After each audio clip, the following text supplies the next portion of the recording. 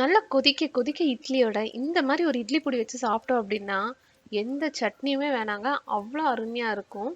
இந்த மாதிரி இட்லி பொடி நம்ம வீட்டில் செஞ்சு வச்சுக்கிட்டோம் அப்படின்னா எமர்ஜென்சி டைமில் ரொம்பவே யூஸ்ஃபுல்லாக இருக்கும். இது வந்து பார்த்தீங்கன்னா ஒரு 6 மாதத்துக்கு ஹேர்டைட் கண்டெய்னரில் போட்டு வச்சோம் அப்படின்னா ஷெல்ஃப் லைஃப் அருமையாகவே இருக்குங்க.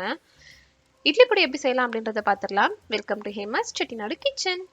இட்லி பொடிக்கு செய்ய தேவையான பொருட்கள் என்னென்னு பார்த்துடலாங்க.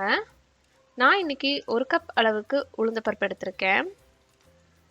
அதே கப் அளவுக்கு கடலைப்பருப்பு, 1/4 கப் அளவுக்கு கருவேப்பிலை, ஒரு 20 போல வரமிளகா, பெருங்காயம் 1 டேபிள் ஸ்பூன், உப்பு தேவைக்கேற்ப, வெள்ளை எள்ளு இல்லை கருப்பெள்ளு ஒரு டீஸ்பூன்.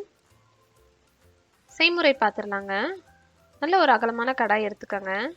கடாய் ஃபஸ்ட்டு நல்லா காயட்டும். கடாய் காயாமல் நம்ம பருப்பு போட்டோம் அப்படின்னா ரொம்பவே லேட் ஆகும். கடாய் காஞ்சதுமே நம்ம கடலைப்பருப்பு ஆட் பண்ணிக்குவோம். இது ட்ரை ரோஸ்ட் தாங்க பண்ண போகிறோம். கடலைப்பருப்பு நல்லா மீடியம் ஃப்ளேமில் வச்சு நல்லா கைவிடாமல் வறுத்துக்கலாம். தனித்தனியாக வறுத்து போட்டால் தாங்க நல்லாவே வாசம் இருக்கும். எவ்வளோ நம்ம பொன்னிறத்துக்கு வறுத்து எடுக்கிறோமோ அந்த அளவுக்கு ஃப்ளேவர்ஃபுல்லாக இருக்குங்க. கரெக்டாக பார்த்தீங்கன்னா கடலைப்பருப்பு நான் வந்து 6 நிமிஷத்துக்கு வறுத்தேன் மீடியம் ஃப்ளேமில் வச்சு. பாருங்கள், நல்லா ரெடி ஆயிடுச்சு. இப்போ வந்து இதை நம்ம ஒரு பிளேட்டில் ட்ரான்ஸ்ஃபர் பண்ணிக்குவோம்.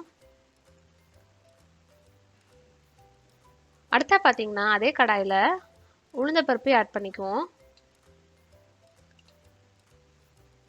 உளுந்தப்பருப்பையும் கடலைப்பருப்பு மாதிரியே நம்ம பொன்னிறத்துக்கு மீடியம் ஃப்ளேமில் வறுத்து எடுத்துக்குவோம். ஹை ஃப்ளேமில் வச்சோம் அப்படின்னா டக்குன்னு வறுந்துருங்க. ஆனால் உள்ளுக்குள்ளே வந்து அப்படியே அந்த பச்சையாக வாசம் இருக்குங்க. உளுந்தப்பருப்பு பார்த்தீங்கன்னா கரெக்டாக ஒரு 6 நிமிஷத்துலேருந்து 7 நிமிஷம் நான் வந்து மீடியம் ஃப்ளேமில் வச்சு வறுத்துருக்கேங்க. பாருங்கள், சூப்பராக வறுந்துருச்சு.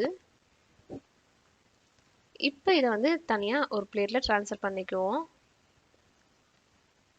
அடுத்தா பார்த்தீங்கன்னா வரமிளகாவையும் ஆட் பண்ணிக்குவோம்.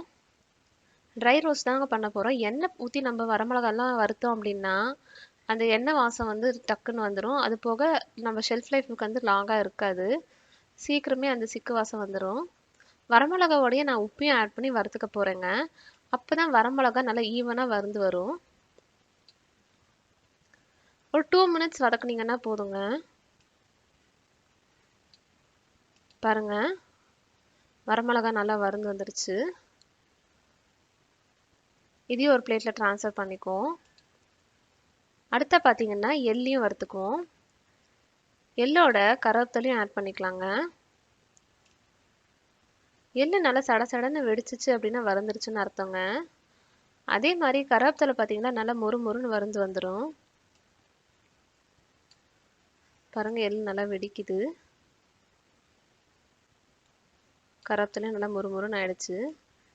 இது எல்லாத்தையும் நம்ம ஒரு பிளேட்டில் ட்ரான்ஸ்ஃபர் பண்ணிக்கலாம்.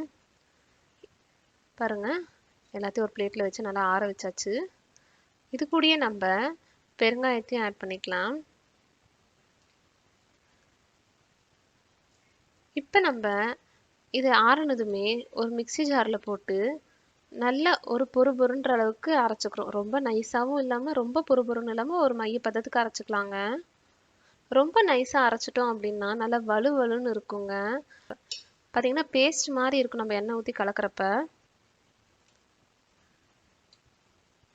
பாருங்க, சூப்பராக அரைஞ்சிருச்சு. இதை வந்து நம்ம ஒரு ஏர்டைட் கண்டெய்னரில் போட்டு ஸ்டோர் பண்ணி வச்சுக்கிட்டோம்னா ரொம்பவே நல்லாயிருக்கும். வாசமும் வெளில போகாதுங்க.